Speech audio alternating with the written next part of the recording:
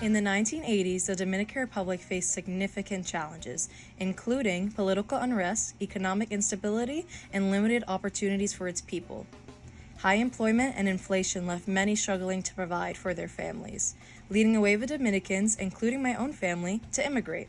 Through this documentary, I want to uncover the stories behind my family's decision to leave the island, the sacrifices they made, the challenges they faced, and how they adapted to life in the United States. These interviews were conducted on Thanksgiving, a day where we come together to celebrate family and gratitude, making it perfect timing to reflect on our journey. Here are their interviews, accommodated by glimpses of our Thanksgiving celebration. Here are their stories, From the Island to the U.S.A., a family history documentary. My name is Marisela, and I'm from the Dominican Republic. Rafaelina Monroe, República Dominicana. Evelyn, Dominican Republic. I'm John Rodriguez from the United States of America. My name is Cristal Maria, and I was born in the U.S.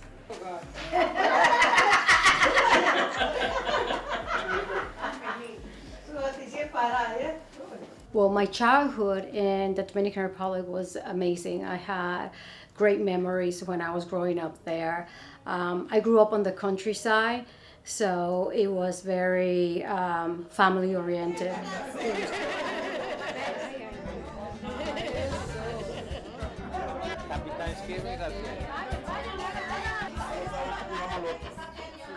What I remember was I used to play it a lot outside. I used to be on top of the tree all the time. We had orange tree, what we call old golden apple. It used to be my favorite fruit. You know, when I think about that, I think I want to use the word free.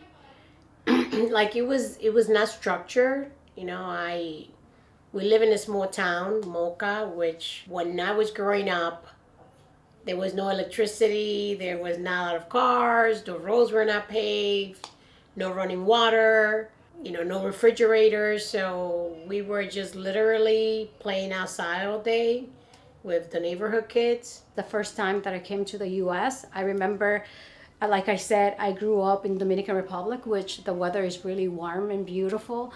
You know, coming to the United States, especially to the East Coast, during the winter time in February, and it was a snowstorm. And I remember coming to the United States with, you know, a sundress and like sandals.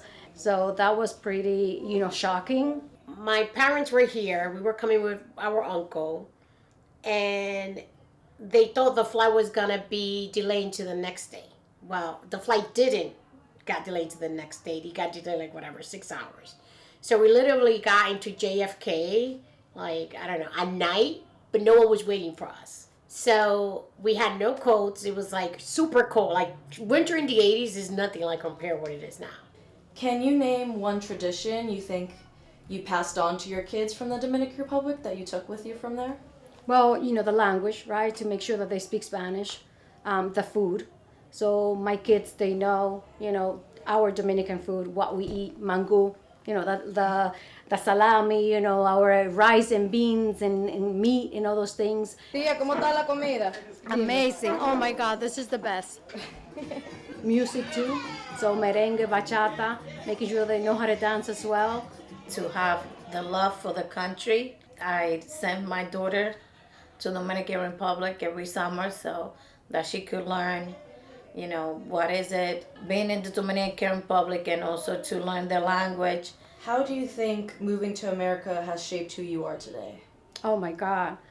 I think, you know, coming to a new country, having the opportunity to see a different culture, learn a new language, which I love, you know, having the opportunity that maybe otherwise I didn't have, you know, if I stayed in the Dominican Republic.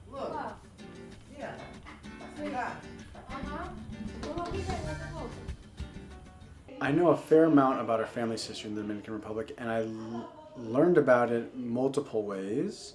I learned about it through the stories that I heard growing up from my grandmother, great-grandmother, my aunts and uncles, and then I also learned about it through study.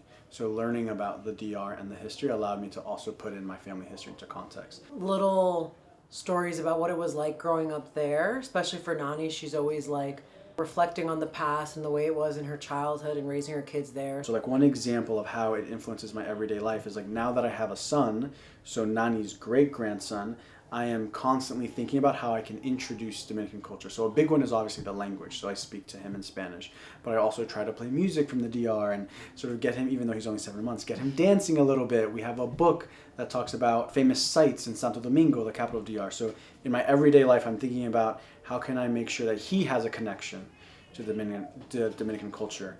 When it comes to the world overall, my connection to Dominican culture helps influence how I view things like immigration, issues around nationality, and it sort of provides a different perspective for sort of broader social political issues. Siéntate ahí mismo. Ajá. Está bien. No me agarres ahí tú. Mi nombre es María, Nani para mis nietos. Soy de la República Dominicana, de un pueblo ya que se llama Moca. La primera pregunta mía, ¿cómo estaba tu vida en la República Dominicana? Mi vida era normal y feliz, con pobreza, pero éramos felices. Cuando tú viniste a América, ¿cómo estaba? ¿Cómo estaba? ¿En el avión o un bote? ¿Cómo tú llegaste aquí? No, yo vine en avión. ¿Y cómo estaba eso? El viaje estaba bien, pero llegué con mucha tristeza. ¿Y por qué? Porque cuando yo fui al consulado a buscar visa, solo me visaron con las 2, yo tengo 5 hijos, entonces solo me visaron las 2 más grandes y tuve que venir y dejar los 3 más pequeños allá. Eso fue duro para mí. ¿Y cómo después tú trajaste los 2 otros? El cónsul, cuando yo fui al consulado, el que me entrevistó me dijo que viniera aquí a los Estados Unidos, trabajara y luego pidiera a mis hijos. Y así mismo fue, me puse a trabajar, lo pedí y en un año me visaron mis 3 niños. Que esa fue una gran alegría que yo sentí.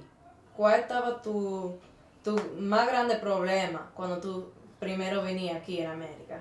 Bueno, aquí cuando yo llegué el problema más grande era el idioma.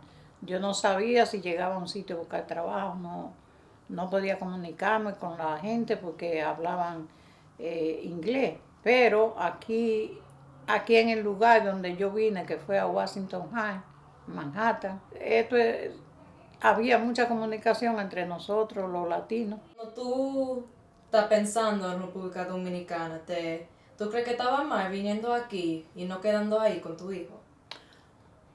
No, fue un triunfo el venir aquí a los Estados Unidos con mis 5 hijos, puesto que aquí ellos, gracias a Dios, pudieron estudiar y cada uno se hicieron de su carrera.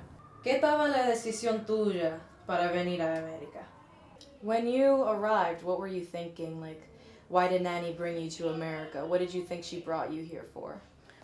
So I think just like a lot of immigrants that come from, I want to say, third world countries, right? They want a better future for their kids, especially when it comes to education, and possibilities for profession and to grow professionally and not really grow in wealth as well. Atrás de un mejor futuro para la familia. Esa cámara. Eso es high level, ya. No, she borrowed from the school, right? Yes. Yeah. That's high level stuff, man. Silencio, en el nombre del Padre, del Hijo y del Espíritu Santo, amén. Señor, te damos gracias por todos los alimentos que nos brinda y también por tener todos mis hijos, mis nietos y mis bisnietos reunidos. Que Dios los bendiga a todos. Amén. Amén. En el nombre del Padre, del Hijo y del Espíritu Santo. Amén. Ahora a comer. A comer. A comer, así que empieza. Juan Carlos, te escondiste, Juan Carlos. Empieza. María tiene que salir primero.